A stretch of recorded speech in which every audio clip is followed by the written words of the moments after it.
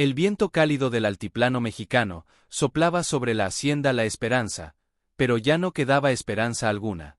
Sus muros, alguna vez blanqueados con cal, mostraban ahora la piel agrietada y enferma de la decadencia. Las bugambilias, antes poderosas y violáceas, trepaban por las columnas como garras desesperadas, intentando sostener el peso del olvido. Y en el centro de ese paisaje de silencio y polvo, estaba él. Don Emiliano. Para el mundo, ya no era el charro legendario que había domado potros salvajes y roto becerros con elegancia feroz. Era solo el ex-charro. Un hombre de rostro curtido como el cuero viejo de una silla de montar, con ojos que habían visto demasiados atardeceres solitarios y demasiadas promesas rotas. Había regresado a La Esperanza no por triunfo, sino por herencia forzosa. La última y única posesión de un tío del que apenas recordaba el rostro.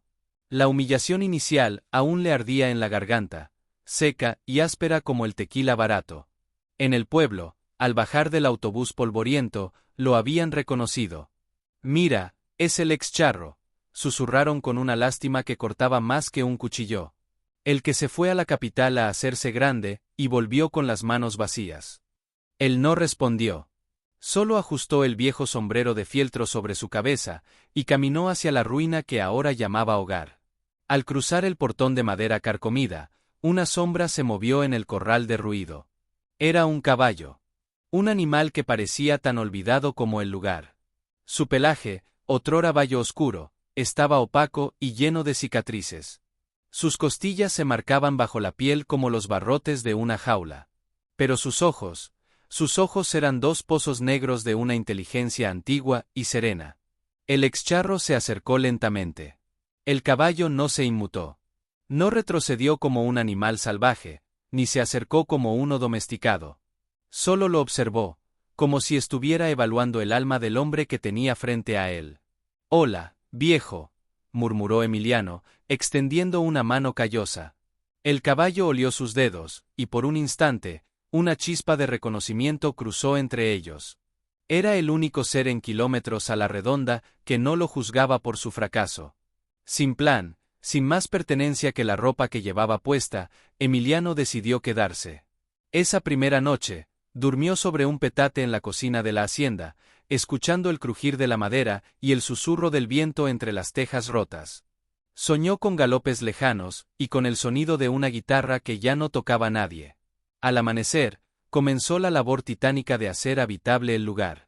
Con herramientas oxidadas que encontró en un cobertizo, intentó reparar una cerca, limpiar un pozo seco, barrer los escombros de la sala principal. Cada tarea era un recordatorio de su propia ruina interior. A mediodía, el calor era insoportable. Se sentó en los escalones de la entrada, bebiendo agua de un cántaro de barro.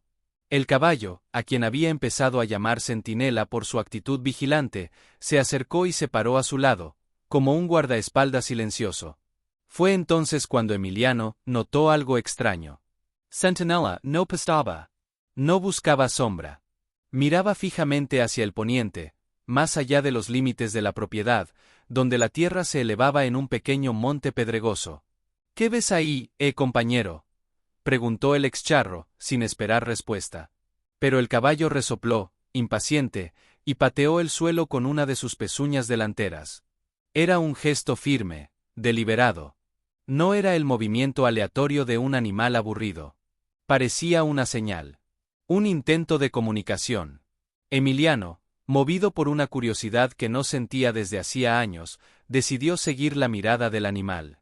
Se levantó, y Centinela, al verlo en movimiento, emitió un suave relincho y comenzó a caminar lentamente hacia el monte, volviendo la cabeza cada pocos pasos para asegurarse de que el hombre lo seguía. Era una guía. Una invitación.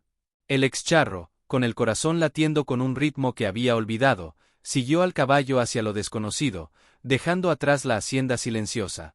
Al adentrarse entre los mezquites y las nopales, Centinela se detuvo frente a una formación rocosa peculiar, casi oculta por la maleza, y rascó la tierra con insistencia, revelando bajo la arena suelta, el borde oxidado de algo que no era piedra, sino metal. El objeto que Centinela había desenterrado era una vieja caja de herramientas, herrumbrosa y carcomida por el tiempo.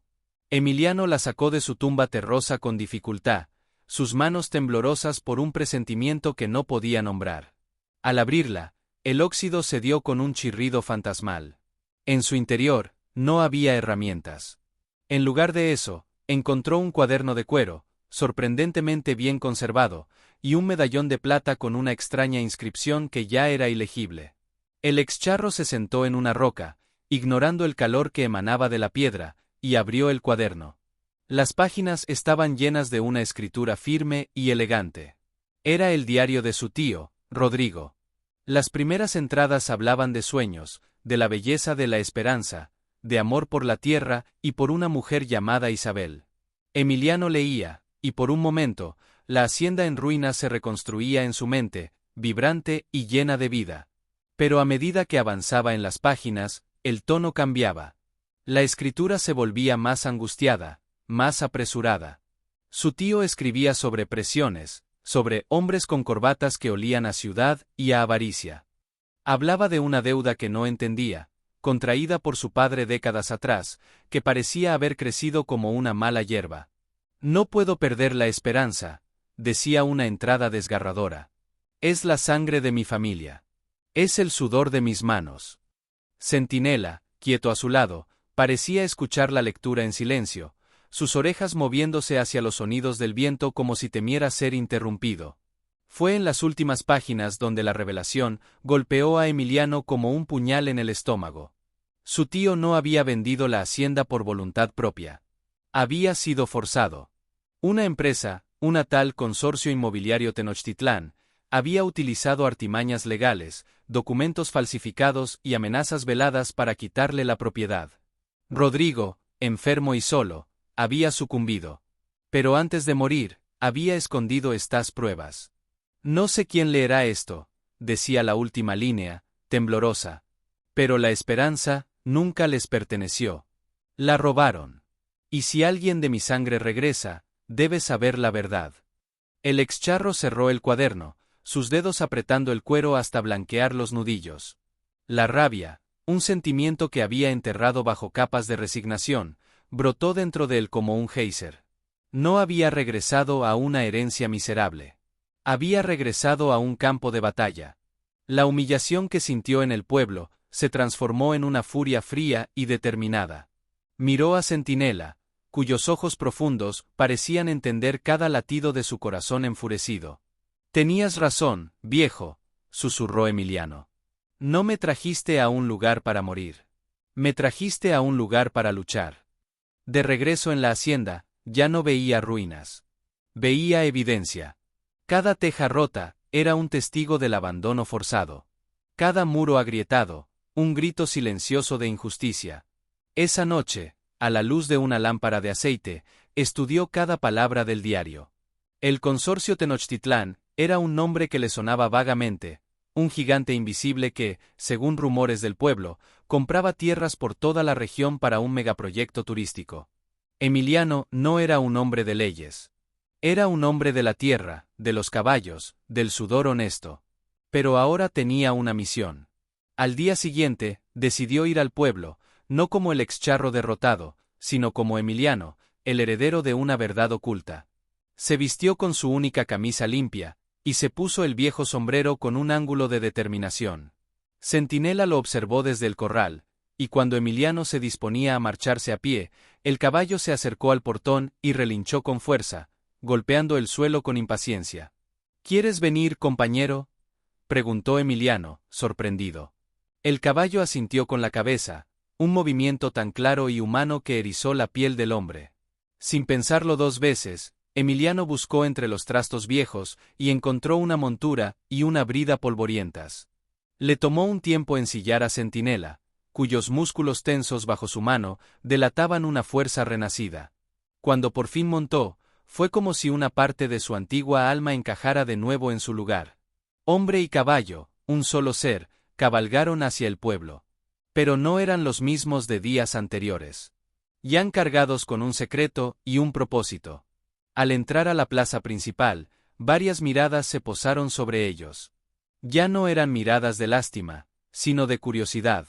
Algo en la postura erguida del excharro, y en la dignidad feroz del caballo había cambiado. Emiliano se dirigió directamente a la única oficina de abogados del pueblo, un despacho pequeño y polvoriento. Al abrir la puerta, el hombre tras el escritorio, un tipo joven de traje arrugado, lo miró con sorpresa. «Don Emiliano, ¿en qué le puedo ayudar?» El excharro puso el cuaderno de su tío sobre el escritorio. «Necesito que me ayude a pelear», dijo, su voz grave cargada de una autoridad que no usaba desde hacía años. «Alguien le robó esta tierra a mi familia. Y voy a recuperarla». Mientras lo decía, a través de la ventana sucia, vio a un hombre con un traje caro bajando de una camioneta moderna, observándolo fijamente. Era un hombre al que nunca había visto, pero cuya presencia heló la sangre en sus venas. El hombre esbozó una sonrisa fría, casi imperceptible, antes de dar la vuelta y perderse entre la multitud. La batalla, Emiliano lo supo, acababa de comenzar. La oficina del abogado, el licenciado Tomás, olía a papel viejo y tinta seca. Las palabras de Emiliano resonaron en la pequeña habitación, cargadas de un peso que hizo que el joven abogado se enderezara en su silla. Tomás hojeó el diario de Rodrigo, su rostro pasando de la curiosidad a la incredulidad y luego a una preocupación profunda. «Don Emiliano, esto es grave», murmuró, limpiándose el sudor de la frente con un pañuelo. «El consorcio Tenochtitlán no es cualquier empresa. Son poderosos. Tienen tentáculos en el gobierno estatal, en los bancos. Llevan años comprando tierras aquí, a veces de forma legal, a veces». Su voz se apagó, pero el gesto elocuente de sus manos terminó la frase, «a veces no». Emiliano escuchó, con centinela esperando pacientemente afuera, atado a un poste, como un centinela fiel. La determinación en su pecho no flaqueaba, pero ahora se mezclaba con una fría realidad. No era una pelea justa. Era David contra Goliat, pero en un mundo donde la honda de David estaba quebrada. Tomás, sin embargo, tenía el brillo de la indignación juvenil en los ojos. «Pero si lo que dice este diario es cierto, si hay documentos falsificados, tenemos una oportunidad. Déjeme investigar en el registro de la propiedad. Necesito ver los papeles oficiales de la venta». Mientras el licenciado iniciaba su pesquisa, Emiliano y Centinela regresaron a La Esperanza. El lugar ya no se sentía solo. Se sentía observado. Esa noche, Emiliano estaba revisando unos viejos cofres de madera en una habitación trasera, buscando más pistas, cuando Centinela, que descansaba en el patio interior, se puso de pie de repente, orejas erectas y tensas. Emitió un suave bufido, una señal de alerta. Emiliano apagó la lámpara de un soplo, y se acercó a la ventana. Afuera, solo la luna iluminaba el paisaje plateado. Al principio, no vio nada. Luego, distinguió una figura oscura moviéndose junto al cobertizo. No era un animal. Era un hombre. Llevaba una gorra baja y se movía con sigilo, revisando la cerradura de la puerta. El corazón de Emiliano galopó en su pecho. ¿Eran ladrones? ¿O eran algo peor? Antes de que pudiera reaccionar, Centinela actuó.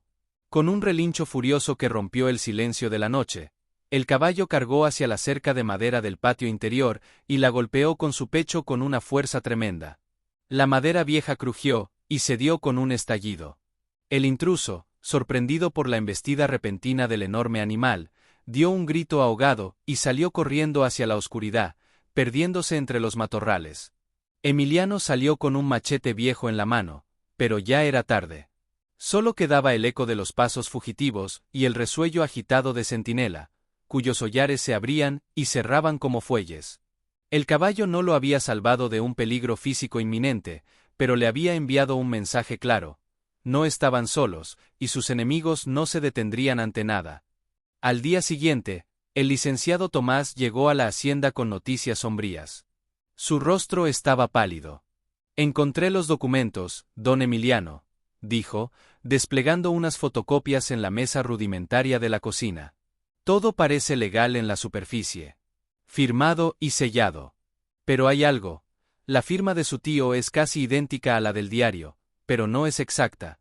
Es una falsificación muy buena, pero es falsa.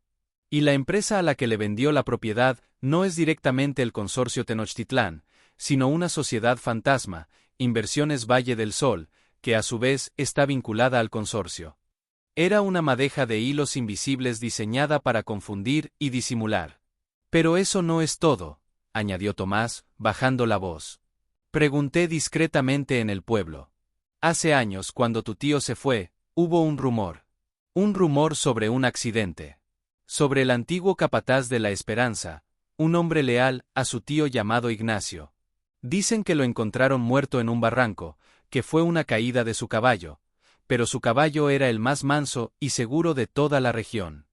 Emiliano miró a Centinela, que pasía cerca, como si el animal pudiera entender la magnitud de lo que se revelaba. No era solo un robo. Era una conspiración que había costado, posiblemente, una vida. La injusticia ya no era solo económica o emocional, tenía el sabor amargo de la sangre. Esa tarde, mientras el sol se ponía, tiñendo el cielo de un rojo furioso, Emiliano se paseó por los límites de su tierra, con Centinela a su lado. Cada piedra, cada árbol, le hablaba ahora de la lucha de su tío, del silencio cómplice del pueblo, de la sombra alargada de un enemigo sin rostro. Se detuvo frente a la tumba de su tío, una simple cruz de madera en un rincón del terreno.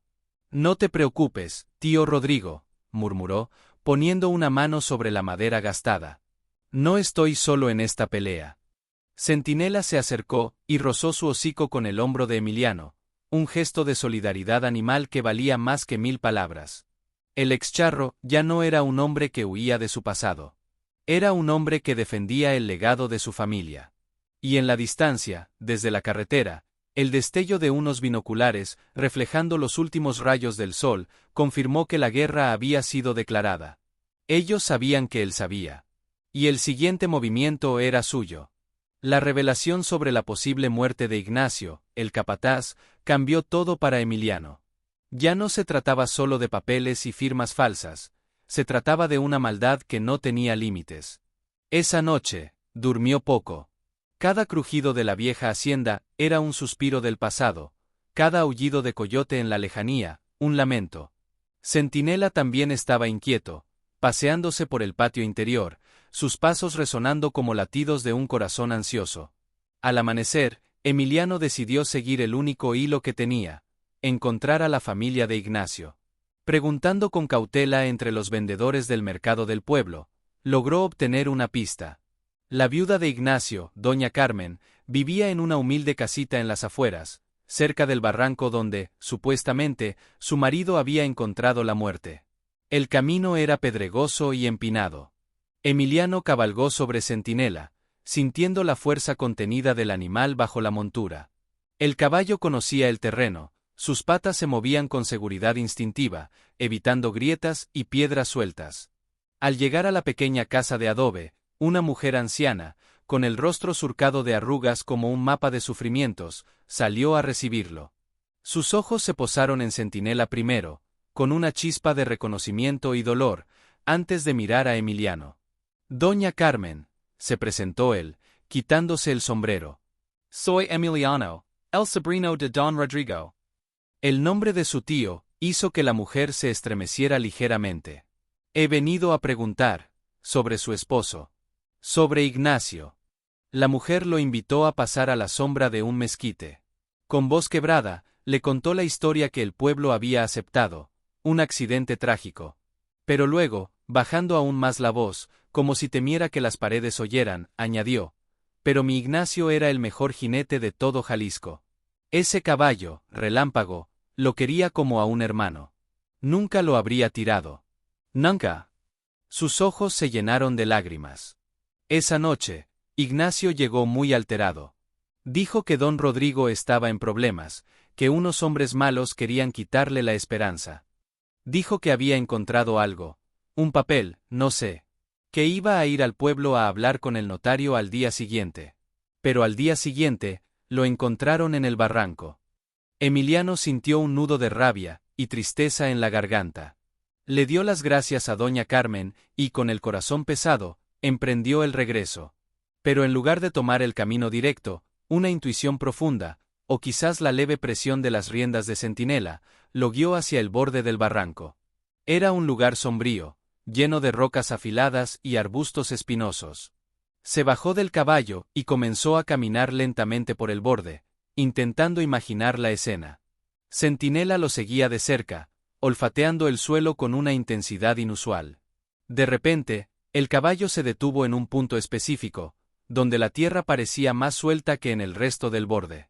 Emitió un bufido y comenzó a rascar el suelo con insistencia, igual que lo había hecho en el monte.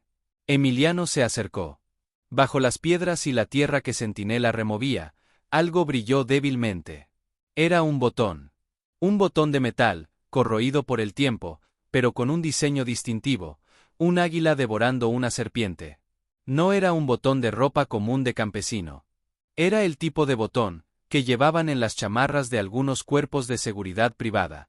Emiliano lo recogió, sintiendo el frío del metal contra su palma. No era una prueba concluyente, pero era un hilo.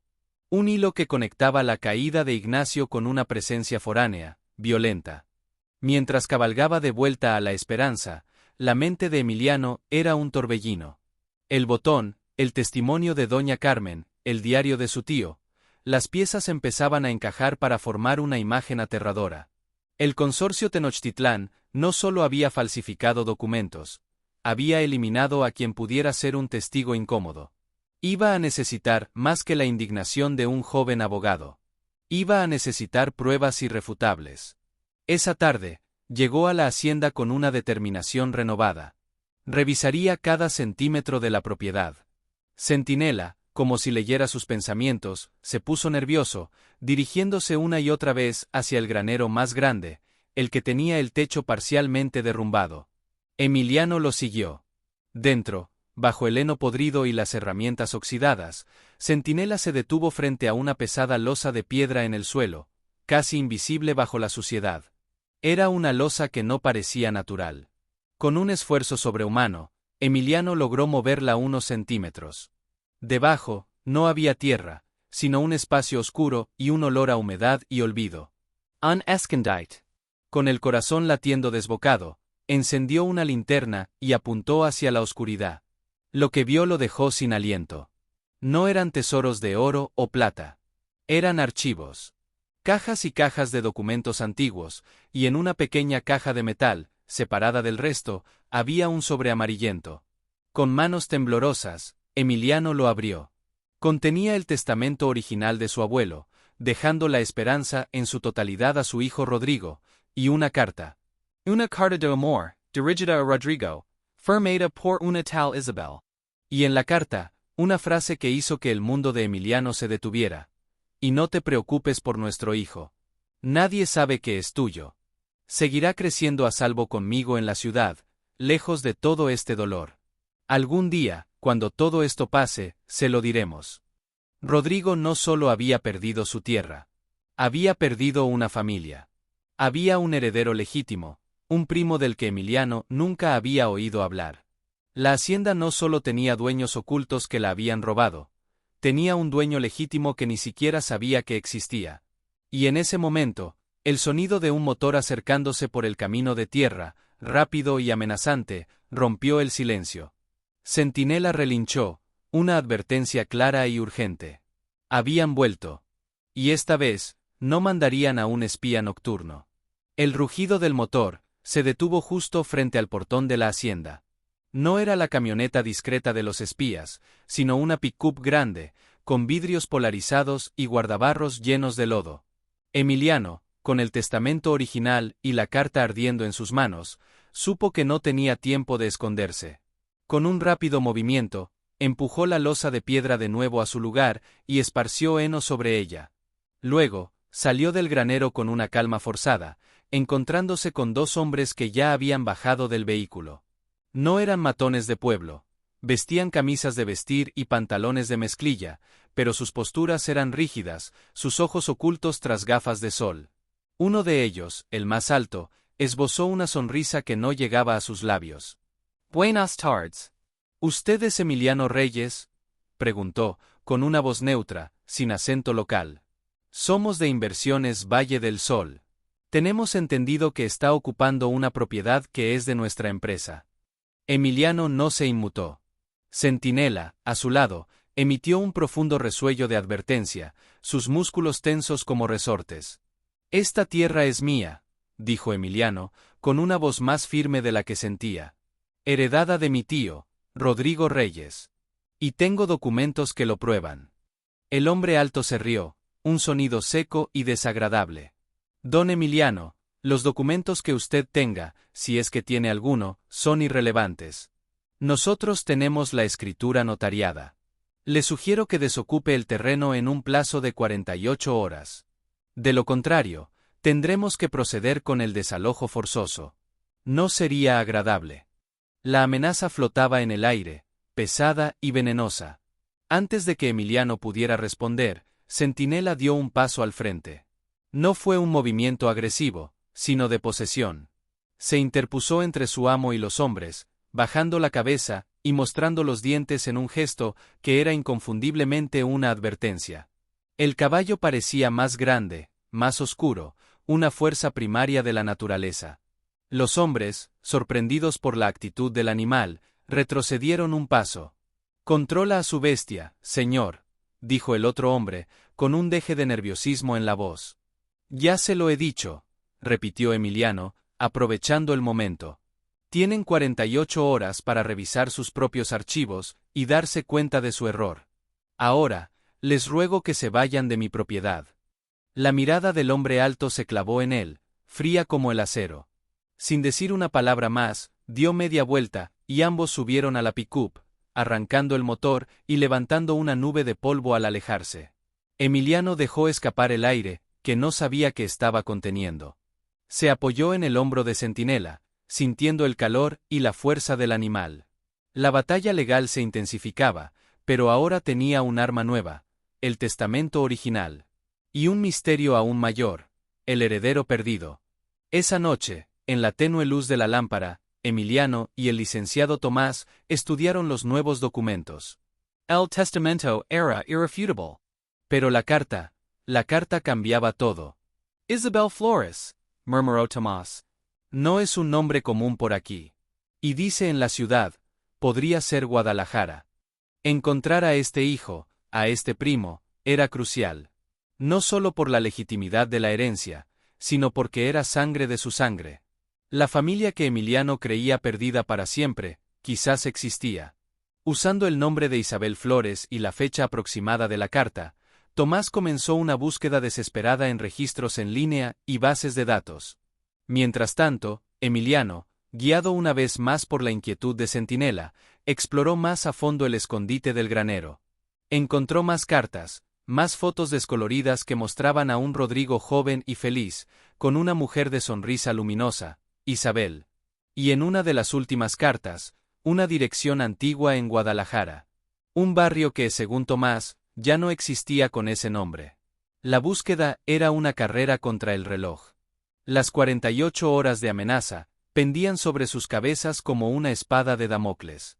Al segundo día, justo cuando la desesperanza empezaba a apoderarse de ellos, Tomás irrumpió en la hacienda, con el rostro iluminado por la emoción.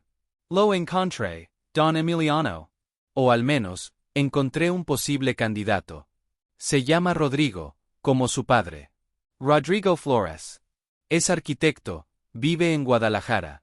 Su madre, Isabel Flores, falleció hace 5 años.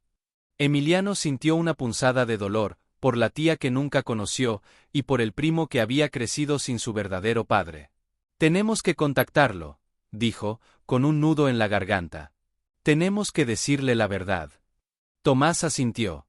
«Le mandaré un correo electrónico». «Pero, ¿y si no nos cree? ¿Y si piensa que es una estafa?» «Tenemos las cartas», respondió Emiliano, sosteniendo una de las fotos. «Tenemos la verdad». Mientras hablaban, Centinela, que había estado observando desde la puerta, se acercó a la mesa y rozó con su hocico la foto del joven Rodrigo y su madre. Fue un gesto de una ternura infinita, como si el espíritu de la vieja hacienda, a través de su leal guardián, estuviera dando su bendición. El siguiente movimiento era contactar al heredero perdido y esperar que creyera en un pasado que le habían ocultado toda su vida. Y fuera, en la carretera, una camioneta idéntica a la de antes pasó lentamente, recordándoles que el peligro no se había ido, solo estaba esperando.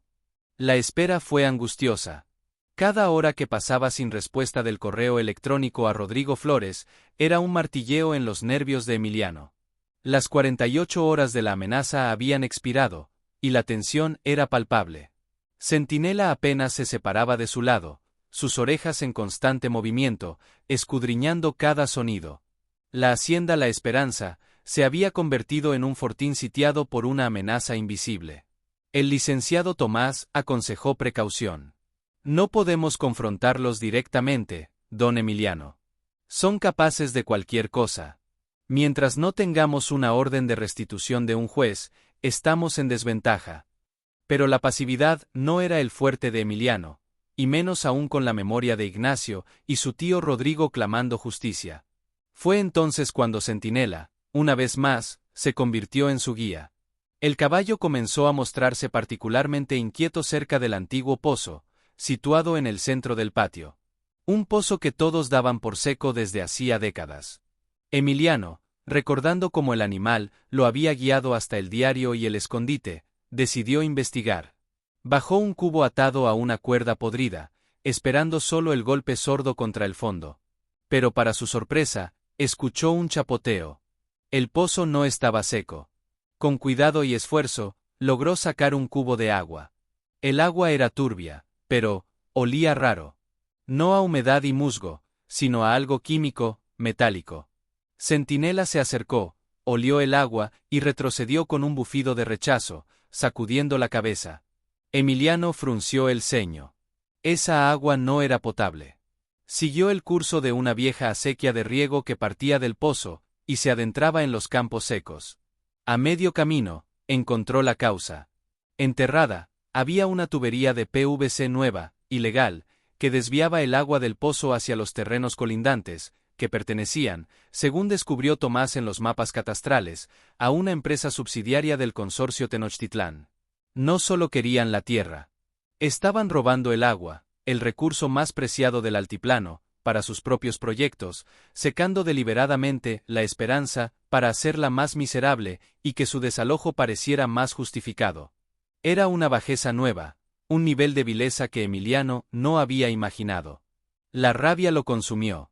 Esa noche, armado con su machete, cortó la tubería ilegal. Fue un acto de desafío, una declaración de guerra abierta. Sabía que no pasaría desapercibido. Al día siguiente, la respuesta no se hizo esperar. Llegó una citación oficial del juzgado local. El consorcio, a través de su empresa Pantalla, lo demandaba por daños a propiedad privada y usurpación de terreno. La maquinaria legal se ponía en marcha para aplastarlo. Tomás estaba preocupadísimo. Es su palabra contra la de ellos, don Emiliano. Y ellos tienen recursos, testigos falsos, es una trampa. Mientras analizaban la situación en la cocina de la hacienda, el sonido de un coche aproximándose los hizo callar. No era la pick-up de los matones. Era un sedán modesto. De él bajó un hombre joven, de unos 30 y pocos años, vestido con ropa casual pero elegante. Llevaba una carpeta en la mano, y una expresión de profunda confusión en el rostro. Emiliano salió a recibirlo, con Centinela a su lado. El hombre los miró, y luego su mirada se posó en la hacienda, en la tierra, como si estuviera viendo un fantasma. Buenas tardes, dijo, con una voz educada. Soy Rodrigo Flores. Recibí un correo, muy extraño. ¿Es usted Emiliano Reyes? El excharro asintió, sin poder hablar. La similitud era asombrosa. Tenía los ojos de su tío Rodrigo, y la sonrisa de la mujer de las fotos, Isabel. Soy tu primo, logró decir Emiliano, con la voz quebrada por la emoción. Le mostró las cartas, las fotos. Rodrigo las fue leyendo, su rostro palideciendo a medida que la verdad de su origen, cuidadosamente ocultada por su madre para protegerlo, se revelaba ante sus ojos. Al final, tenía lágrimas en los ojos. Mi madre, nunca me lo dijo. Solo me hablaba de un gran amor que tuvo, un amor trágico. Miró hacia la hacienda. ¿Y esta tierra? Es tuya, dijo Emiliano con firmeza. Tan tuya como mía. Y hay gente muy poderosa que quiere quitárnosla. En ese momento de conexión fraternal, el rugido de varios motores llenó el aire. No era uno, ni dos. Eran 3 pickups, llenas de hombres. Esta vez, no llevaban camisas de vestir. Llevaban overoles y actitudes de matones. Se bajaron y, sin mediar palabra, comenzaron a avanzar hacia la casa. Era el desalojo forzoso. La amenaza se hacía realidad. Emiliano y Tomás se pusieron frente a Rodrigo, protegiéndolo. Centinela, con un relincho que era un grito de guerra, se plantó frente a todos, escarbando el suelo con furia, creando una barrera viviente entre su familia y los intrusos. El hombre al mando, el mismo de la visita anterior, sonrió con crueldad. Se acabó el tiempo, reyes. Salgan ahora, o los sacamos a la fuerza. La situación estaba a punto de estallar en violencia. Y entonces, desde la carretera, se escuchó el sonido de una sirena. Una patrulla de la policía estatal se acercaba, levantando una nube de polvo aún mayor. Los hombres de las pickups se miraron, confundidos. ¿Los habían llamado ellos? El oficial al mando, un hombre de bigote y mirada dura, bajó de la patrulla. ¿Problemas aquí?, preguntó, mirando alternativamente a Emiliano y al grupo de hombres. El ex Charo respiró hondo. Era el momento de la verdad. Iba a tener que confiar en que la justicia, esta vez, estaría del lado correcto. Pero la mirada del policía no era tranquilizadora. Era neutral, impassible. Y el hombre de la sonrisa cruel seguía sonriendo, como si ya supiera el resultado de todo aquello. La tensión en el patio de la hacienda era tan espesa que se podía cortar con un machete. El oficial de policía, el comandante Rivera, miraba la escena con una calma desconcertante. Los hombres de las pickups habían bajado sus actitudes ligeramente, pero seguían en una postura desafiante. El jefe de ellos, un tipo al que Emiliano ahora podía identificar como Valdés, habló primero. Comandante, solo estamos ejecutando una orden de desalojo legal. Este señor está usurpando propiedad privada y ha causado daños. Rivera se volvió hacia Emiliano. ¿Es cierto eso, señor? Antes de que Emiliano pudiera responder, Tomás intervino, mostrando la citación. Comandante, esa orden se basa en documentos falsificados. Nosotros tenemos el testamento original que prueba que la propiedad perteneció legítimamente al tío de mi cliente, Rodrigo Reyes, y que este señor, señaló a Rodrigo Flores, que observaba todo con incredulidad, es el hijo y heredero legítimo. Además, tenemos pruebas de que esta gente, señaló a Valdés, ha estado robando agua del pozo de la propiedad, un delito grave en esta región seca. Rivera escuchó, su rostro era un enigma. Luego, caminó lentamente hacia el pozo, observó la tubería cortada, olió el agua del cubo que aún estaba cerca. Se volvió hacia Valdés. ¿Sabe algo de esto? Valdés negó con la cabeza, pero un tic nervioso en su ojo delataba su mentira. Fue entonces cuando Centinela, que había estado observando todo con una intensidad feroz, se acercó al comandante. No de forma amenazante, sino con una dignidad que imponía respeto. Se detuvo frente a él y luego, lentamente, giró su cabeza y miró fijamente hacia el mismo monte donde todo había comenzado. Luego, volvió a mirar a Rivera, y dio un suave golpe con su pata en el suelo, como diciendo, sígueme. El comandante, un hombre curtido que había crecido entre caballos, pareció entender el lenguaje silencioso del animal. Ese caballo, parece querer mostrar algo, murmuró. Emiliano, viendo una oportunidad, habló. Ese caballo, comandante, me ha guiado hasta la verdad en cada paso. Si nos permite, le podemos mostrar lo que hemos encontrado. Rivera dudó por un momento, luego asintió. Muy bien. Muéstrenme. Pero ustedes, dijo dirigiéndose a Valdés y sus hombres, esperen aquí. No se muevan. La expresión de Valdés se tornó de confianza a preocupación. Guiados por Centinela, Emiliano, Rodrigo, Tomás y el comandante Rivera se dirigieron al monte. El caballo los llevó directamente a la formación rocosa y se detuvo, rascando el suelo exactamente en el mismo lugar. Aquí encontramos el diario de mi tío, explicó Emiliano, mientras Tomás le mostraba el cuaderno al comandante. Luego, los llevó de vuelta al granero, y entre todos, movieron la losa para revelar el escondite con los documentos. Rivera examinó el testamento original, las cartas, la foto de Rodrigo y Isabel. Su rostro impasible comenzó a mostrar grietas de indignación. Finalmente, Emiliano le mostró el botón que había encontrado en el barranco, cerca del lugar donde murió Ignacio. El antiguo capataz, comandante. Su viuda cree que no fue un accidente. Y este botón no es de ropa de campesino. Rivera tomó el botón y lo observó detenidamente. Un reconocimiento oscuro pasó por sus ojos. He visto este botón antes, dijo en voz baja. En un altercado hace unos meses, unos guardias de seguridad privada de una empresa, del consorcio Tenochtitlán, los llevaban. El silencio que siguió fue elocuente. Las piezas encajaban también para la autoridad. Cuando regresaron al patio, la expresión del comandante Rivera había cambiado por completo. Ya no era neutral. Era la de un hombre de la ley, que veía la injusticia con claridad. Se dirigió a Valdés, su voz ahora cargada de autoridad. Señor Valdés, usted y sus hombres están detenidos por allanamiento de morada, coacción, daños a propiedad ajena y sospechas de robo de recursos hídricos. Y en cuanto a la supuesta orden de desalojo, añadió, dirigiéndose a todos, queda suspendida hasta que un juez federal revise estos nuevos documentos. Considero que hay evidencia, más que suficiente de una conspiración, para despojar a la familia Reyes de su legítima propiedad. Los hombres de Valdés se miraron, desconcertados. Valdés intentó protestar, pero Rivera no lo escuchó. Dio órdenes a sus subordinados para que los detuvieran. Mientras se llevaban a los hombres, Valdés lanzó una mirada de odio puro a Emiliano. Esto no ha terminado, escupió. El consorcio no se rinde. Pero por primera vez, Emiliano sintió que tenía una oportunidad real. Miró a su primo Rodrigo, quien asintió con una determinación que heredó de un padre que nunca conoció. Miró a Tomás, cuyo rostro reflejaba un triunfo cauteloso. Y finalmente, miró a Centinela, cuyo relincho suave sonó como la música más dulce que había escuchado en su vida. La verdad, por fin, estaba a la luz del sol. Pero como Valdés había dicho, la guerra aún no había terminado.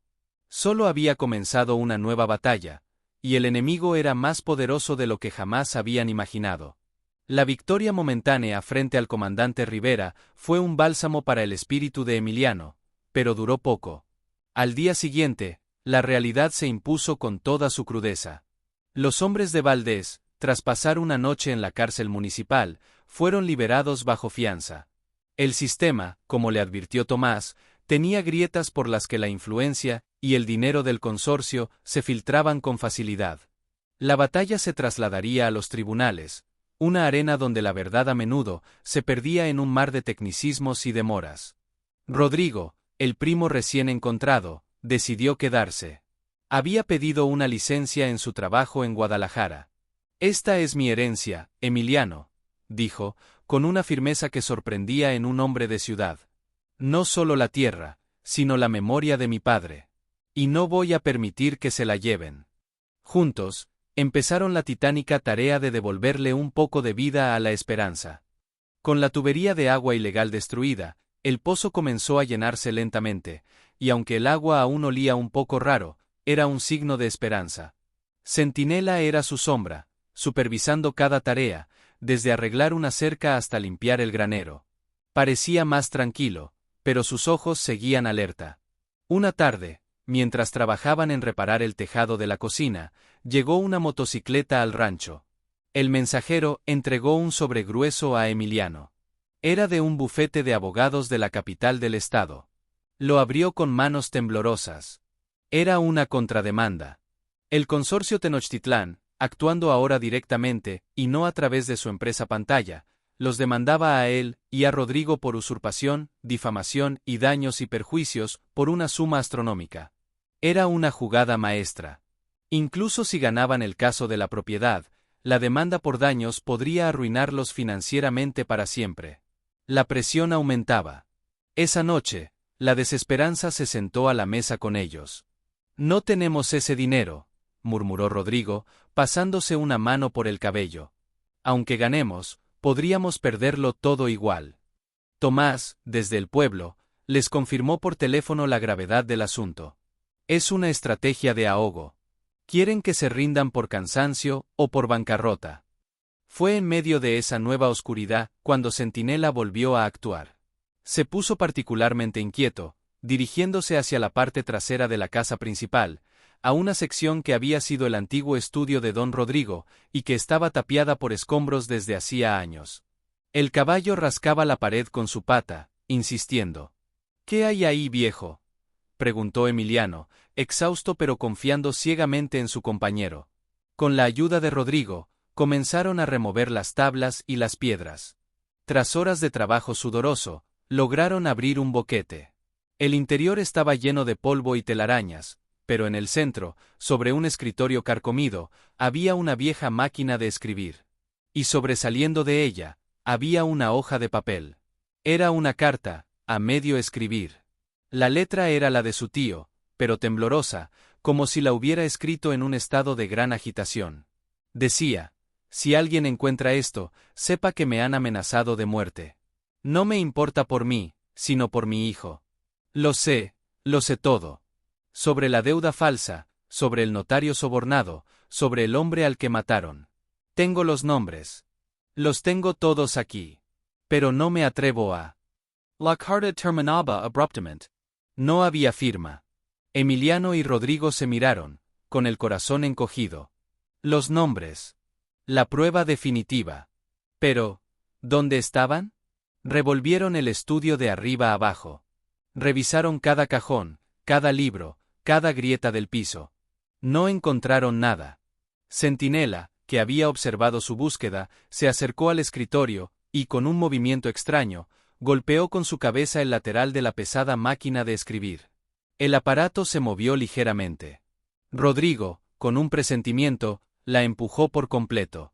Debajo, pegada con cinta adhesiva ya seca, había una pequeña libreta de direcciones. La abrieron. En su interior, en una caligrafía minuciosa, estaban los nombres. El notario involucrado en la falsificación. Los abogados del consorcio. El nombre del jefe de seguridad privada de la empresa. Y, lo más impactante de todo, el nombre del verdadero cerebro, el dueño principal del consorcio Tenochtitlán, don Federico Rivas, un magnate conocido en todo el estado por su filantropía pública y su impresionante colección de arte. La hipocresía era monumental. Tenían el arma que necesitaban. Pero también sabían que al exponerla, se estaban metiendo con uno de los hombres más poderosos y peligrosos de la región. El precio de la verdad, comprendieron, podría ser más alto de lo que jamás habían imaginado. Y en ese momento, el teléfono satelital que Tomás les había conseguido sonó. Era el licenciado, y su voz temblaba. Emiliano. Rodrigo, han publicado un artículo en el periódico local. Dicen que ustedes son unos estafadores, que Rodrigo es un impostor y que están extorsionando al consorcio Tenochtitlán. La opinión pública se está volviendo en nuestra contra. La guerra ya no era solo legal. Era mediática. Y el enemigo acababa de disparar otro proyectil, envenenando los pocos apoyos que podrían tener en el pueblo. La batalla por la esperanza se había convertido en una batalla por sus propias vidas y su honor. La libreta con los nombres era un tesoro y una maldición. Tomás, con una mezcla de terror y euforia, se puso a trabajar de inmediato. Esa pequeña libreta era la llave que podía destrabar todo el caso. Presentó una moción urgente ante el juzgado federal, adjuntando copias de la libreta, la carta a medio escribir y una declaración jurada del comandante Rivera sobre el incidente del desalojo y el hallazgo del botón. La noticia de las nuevas pruebas debió de filtrarse, porque la presión aumentó de forma alarmante. Una noche, alguien incendió el pequeño cobertizo donde guardaban el heno y algunas herramientas. Emiliano y Rodrigo lograron apagar el fuego a tiempo, pero el mensaje era claro: podían llegar hasta ellos. Centinela, durante el incendio, se comportó de manera heroica, arrastrando con los dientes un costal de grano que estaba a punto de prenderse, salvando así una parte vital de sus provisiones. El miedo se instaló en la esperanza, pero también una determinación de acero. No se rendirían. El día del juicio preliminar llegó. La sala del tribunal en la capital del estado estaba llena de periodistas y curiosos. La historia del ex-charro, el caballo sabio y el heredero perdido contra el poderoso consorcio se había extendido como pólvora, a pesar del artículo difamatorio. Don Federico Rivas, el magnate, no estaba presente, pero su equipo de abogados, impecables y caros, ocupaba una larga mesa. Emiliano y Rodrigo, con sus mejores ropas, pero con la huella del trabajo y la tensión en sus rostros, se sentaron junto a Tomás, quien, a pesar de su juventud, parecía haber envejecido 10 años. La audiencia comenzó con los abogados del consorcio desgranando su versión. Emiliano era un oportunista, Rodrigo un impostor, la libreta una falsificación y el diario de Rodrigo Reyes, una invención. Fue un ataque feroz y bien orquestado. Cuando le tocó el turno a Tomás, con una voz que al principio temblaba, pero que se fue afianzando, presentó su caso. Mostró el testamento original, las cartas de amor, la carta a medio escribir del estudio. Luego, mostró la libreta. Esta libreta, su señoría, no es una falsificación. Contiene los nombres de todos los involucrados en esta conspiración para despojar a la familia Reyes de su tierra. Y estamos dispuestos a probar su autenticidad con peritos calígrafos. El juez, un hombre de edad avanzada y rostro serio, observaba todo con atención. El momento crucial llegó cuando Tomás llamó a declarar al notario, cuyo nombre aparecía en la libreta. El hombre, anciano y visible nervioso, al ser confrontado con la libreta y con el testimonio de Tomás sobre la falsificación de la firma, se derrumbó. Bajo juramento, confesó que había sido coaccionado y sobornado por un abogado del consorcio, cuyo nombre también estaba en la libreta, para falsificar los documentos de venta. La Sala Estalo en Murmulos. Fue la primera grieta en la armadura del consorcio. Luego, Tomás presentó la declaración del comandante Rivera y mostró el botón encontrado en el barranco, vinculándolo directamente con la seguridad del consorcio y sugiriendo fuertemente su conexión con la muerte de Ignacio. Los abogados de la defensa objetaron una y otra vez, pero la evidencia era abrumadora. El juez, al final de la audiencia, tras revisar las pruebas, emitió su fallo preliminar. La orden de desalojo contra Emiliano y Rodrigo quedaba anulada. La propiedad de la Esperanza regresaba, de manera provisional pero contundente, a la familia Reyes, hasta que un juicio completo determinara la titularidad definitiva. Además, emitía una orden de investigación formal contra el consorcio Tenochtitlán y sus directivos, incluyendo a don Federico Rivas, por los delitos de falsificación de documentos, coacción y posible homicidio. Fue una victoria monumental. Al salir del tribunal, Emiliano y Rodrigo se abrazaron, con lágrimas en los ojos. Tomás sonreía, exhausto pero triunfante. La prensa los rodeó, pero ellos no dijeron nada. Solo querían volver a casa. La Esperanza. Al llegar, bajaron del auto y respiraron el aire de su tierra de verdad. Centinela los esperaba en el portón, relinchando su bienvenida, como si supiera el resultado. Se acercó a Emiliano y posó su cabeza sobre su hombro, en un gesto de profunda conexión y paz. Por primera vez en décadas, la hacienda La Esperanza no era un símbolo de derrota, sino de triunfo. Pero mientras celebraban su victoria en el silencio sagrado de su tierra, en una lujosa oficina en la ciudad, don Federico Rivas rompía una costosa figura de cristal contra la pared. Su rostro, siempre sereno en público, estaba distorsionado por la rabia. Habían perdido una batalla, sí. Pero él no era un hombre que aceptara la derrota. Miró una foto de La Esperanza en su escritorio. Era una tierra que codiciaba no por su valor económico, sino por lo que escondía bajo su superficie, un manantial de agua pura que valía una fortuna. Y estaba dispuesto a todo con tal de conseguirla. La guerra, aunque había cambiado de forma, estaba lejos de terminar. La victoria en los tribunales trajo una calma relativa a La Esperanza. La orden de investigación contra el consorcio Tenochtitlán y don Federico Rivas era un escudo poderoso. Los periodistas, ahora interesados en la historia real, publicaron artículos que limpiaban el nombre de Emiliano y Rodrigo, pintándolos como los héroes que eran. La gente del pueblo, que antes murmuraba, ahora los saludaba con respeto cuando iban al mercado. Algunos incluso se ofrecieron a ayudar en la reconstrucción de la hacienda. Emiliano y Rodrigo trabajaban codo con codo.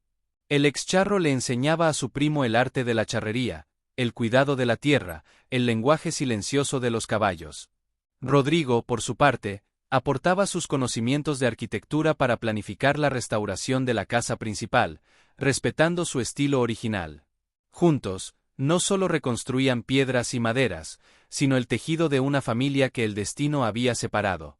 Centinela era el rey indiscutible de la hacienda. Ya no era el animal flaco y olvidado del principio. Estaba fuerte, su pelaje brillaba bajo el sol, y sus ojos habían perdido la ansiedad, reflejando ahora una paz profunda. Pasaba sus días pastando en los campos que poco a poco reverdecían, o siguiendo a Emiliano en sus tareas. Era común verlo descansando a la sombra del gran mezquite del patio, vigilando todo con la satisfacción de una misión cumplida. Una tarde, mientras Emiliano y Rodrigo descansaban después de una larga jornada, compartiendo un café y mirando el atardecer que teñía el cielo de naranja y púrpura, Rodrigo rompió el silencio. No me puedo ir, Emiliano. Esto es mi hogar. Quiero quedarme aquí, contigo. Reconstruir la esperanza de verdad, no como era, sino como debería ser. Un lugar para la familia. Emiliano sonrió, una sonrisa que le llegaba a los ojos por primera vez en años. Esta siempre fue tu casa, primo.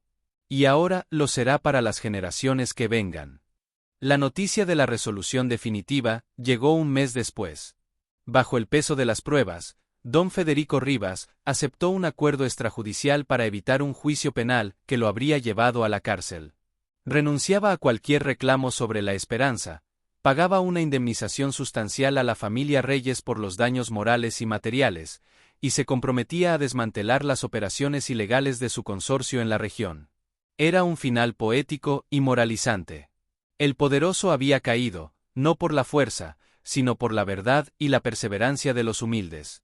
Con el dinero de la indemnización, Emiliano y Rodrigo no solo restauraron por completo la hacienda, sino que crearon la Fundación Rodrigo e Isabel, dedicada a ayudar a otros campesinos y charros de la región a defender sus tierras y su patrimonio cultural. La esperanza se convirtió en un faro de justicia y comunidad. Años después, Emiliano, ahora un hombre mayor pero con una vitalidad renovada, paseaba por los campos verdes y fértiles de su tierra. A su lado, ya no cabalgaba Centinela, que había partido pacíficamente una noche de luna llena, rodeado del amor de su familia. Pero su legado perduraba. En el establo, un potrillo bayo, nieto de Centinela, relinchaba con la misma fuerza. Rodrigo, casado y con un hijo pequeño que corría entre los corrales, se acercó a su primo. Siempre pienso en ese caballo, dijo Rodrigo, mirando hacia la cruz de madera que habían puesto bajo el mezquite en memoria de Centinela. Sin él, nada de esto habría pasado. Emiliano asintió, con un nudo de agradecimiento en la garganta. No fue solo un caballo, Rodrigo. Fue el alma de esta tierra. Era la esperanza hecha animal. El excharro ya no era un hombre marcado por el fracaso. Era el guardián de un legado, el eslabón de una cadena que el tiempo y la maldad no pudieron romper. Y en el susurro del viento entre los álamos, juró que a veces podía escuchar el eco de un galope lejano, el galope de un centinela que, desde algún lugar más allá del horizonte, seguía velando por su hogar.